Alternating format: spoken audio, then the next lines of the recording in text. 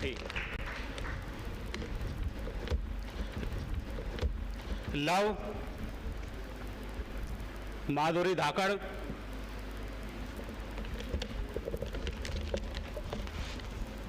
48 माधुरी धाकड़।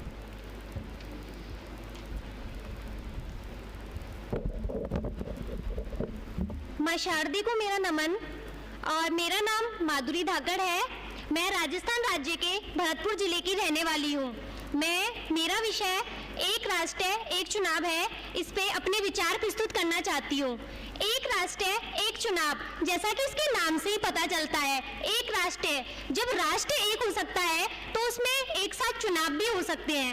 एक राष्ट्र एक चुनाव से इस विचार का तात्पर्य है कि एक साथ चुनाव होना, जैसे लोकसभा और राज्य विधानसभा दोनों में एक साथ चुनाव कराने के प्रस्ताव को प्रस्तुत करता है।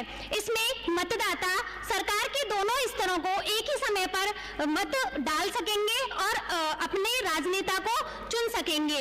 इसके साथ ही अगर हम हमारे देश में होने वाले चुनावों पर नजर डालें तो हम पाते हैं कि हमारे प्रतिवर्ष हमारे देश में कहीं ना कहीं किसी न किसी राज्य में चुनाव होते रहते हैं। अब चुनाव तो होते रहते हैं, तो इससे क्या है कि हमारा जो देश है वो चुनावी प्रक्रिया में जूझता रहता है। तो इसके लिए क्या किया गया कि एक समिति का गठन किया गया भारत सरकार के द्वारा 2 सितंबर 2023 को, और इसके अध्यक्ष थे पूर्व राष्ट्रपति रामनाथ कोविंद। अब इस रिपोर्ट का क्या वो था कि मतलब इस रिपोर्ट का ये तात्पर्य था कि ये कमेटी ये पता लगा पाए कि ये चुनाव कराना उचित होगा, लोकसभा राज्य विधानसभा और भी जो चुनाव है उनको एक साथ करा पाना उचित होगा।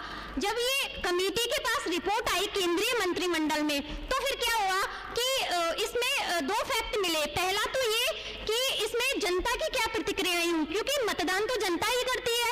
अब मतदान जनता करती है तो इसमें जो वो उसकी अहम भूमिका है जनता की, तो उसमें 17,500 इस कमेटी के पास रिपोर्ट आई। इसमें 80% इसके पक्ष में थे कि चुनाव एक साथ होना चाहिए। उसके बाद में सेकंड क्या था, राजनीतिक नेता, उसमें से 47 रिपोर्ट थी, उसमें से 32 जो थी इसके पक्ष में थी, जबकि 15 विपक्ष में थी। वो बहुत थोड़ी ही कम थी। अगर हम इसकी पृष्ठभूमि को देखें तो 1952 से और 1969 तक लगभग एक साथ ही चुनाव हो सकते थे। इसलिए कोई प्रयोग नहीं है कि एक राष्ट्र और एक चुनाव कोई अनूठी पहल हो, ये तो एक प्रक्रिया है, इसमें हमें अहम भूमिका निभानी है। कुछ विशेषज्ञों का कहना है कि जनसंख्या ज्यादा है तो हम एक साथ चुनाव नहीं करा सकते। अब एक साथ चुनाव क्यों नहीं करा सकते? अगर जनसंख्या बड़ी है तो इसके साथ में हमारे पास टेक्नोलॉजी भी बड़ी है, संसाधन भी बड़े हैं, तो हम एक साथ चुनाव करा सकते हैं। तो कुछ विशेषज्ञ इसके पक्ष में भी हैं और कुछ विपक्ष में भी हैं। इसके साथ में ही अगर हम देखते हैं कि जिस प्रकार से साइकिल के 2 पहिए होते हैं तो और सिक्के के 2 पहलू होते हैं, तो इसके भी 2 पहलू हैं। एक पक्ष में तर्क है और एक विपक्ष में तर्क है। पक्ष की अगर हम बात करते हैं तो पक्ष में अगर देखें तो देखो, सरकार का हमारे देश में खजाना है, जैसे आर्थिक चीज है, पैसे हैं, तो पैसे की बचत होगी, समय का टाइम का मैनेजमेंट अच्छे से होगा। इसके साथ में क्या होगी, जैसे शिक्षक है उनकी ड्यूटी लगती है तो वो अपने काम को टाइम पे कर पाएंगे, मतलब ड्यूटी एक टाइम ही लगेगी उनकी। और इसके साथ में ही हमारे देश में जैसे इसके विपक्ष में भी पहलू है। पक्ष की अगर बात करूं तो मैं इससे भ्रष्टाचार पर भी रोक लगेगी, काले धन पे भी कहीं ना कहीं मतलब काला धन भी इससे रुकेगा, ये मानना है। पक्ष के तो ये हुए और टाइम भी बचेगा। विपक्ष की बात करें तो सबसे पहली बात तो ये है कि हमारा जो संविधान है वो इस बात पे मौन है। आर्टिकल 2 और आर्टिकल 3 की बात करें तो कोई भी राज्य नया बन सकता है और वहां पे चुनाव हो सकते हैं, तो आर्टिकल 2 और आर्टिकल 3 इसकी अनुमति नहीं देता। और 85(ख) और 174(ख) की बात करें अपन तो उसमें राज्यपाल और राष्ट्रपति कभी भी संसद को भंग कर सकते हैं, तो वहां पे भी चुनाव कराने पड़ सकते हैं। इसके साथ में ही आर्टिकल 356 की बात करें तो राष्ट्रपति शासन लागू हो सकता है, तो ये मतलब एक नहीं देता, हमारा संविधान इस बात पे मौन है। अगर हम दूसरी बात करें कि संघवाद, हमारा देश संघवाद है तो नहीं दे सकता। इसके साथ ही कहीं ना कहीं क्षेत्रीय जो मुद्दे हैं वो गौण हो जाएंगे राष्ट्रीय मुद्दों की अपेक्षा। राष्ट्रीय मुद्दों पे ज्यादा ध्यान दिया जाएगा क्योंकि एक साथ चुनाव हो रहे हैं। तो आगे की हम राह की बात करते हैं तो वैसे इसमें लाभ भी है तो हानियां भी है, लेकिन हमारे कई बड़े राजनेता हैं, जैसे हमारे श्रीमान प्रधानमंत्री मोदी जी वो इसके पक्ष में है, तो हमें भी ज्यादा से ज्यादा इसमें अहम भूमिका निभाने की आवश्यकता है। हमें हमारे थोड़े सोचने के तरीके को बदलने की आवश्यकता है।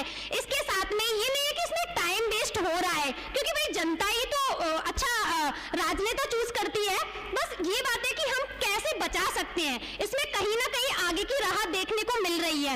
इसके साथ ही मैं बात करूं तो जो ये एक राष्ट्र है और एक चुनाव, एक देखने में बहुत अलग सी फीलिंग देता है कि एक राष्ट्र और एक चुनाव। अब हम बात करें कि एक देश और एक करेंसी यानी जीएसटी से लागू हो सकती है, तो एक राष्ट्र और एक चुनाव क्यों नहीं हो सकता? भाई जनता को इसमें बढ़कर भाग निभाने की जरूरत है।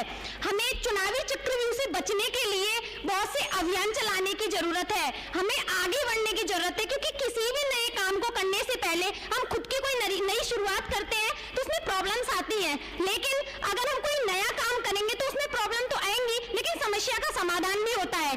कहीं कहीं हमें लाभ भी होता है, कहीं हमें हानियां भी होती हैं। तो हमें अपने आप की मानसिकता को भी बदलने की जरूरत है, क्योंकि मतदान एक ऐसी प्रक्रिया है जिससे हम देश को बदल सकते हैं। इस पे सोचने की जरूरत है। मतदान एक ऐसी ताकत है जिससे हम देश को बदल सकते हैं। इसकी एक नई राह है, इसकी एक नई राह है एक राष्ट्र एक चुनाव। जय हिंद, जय भारत।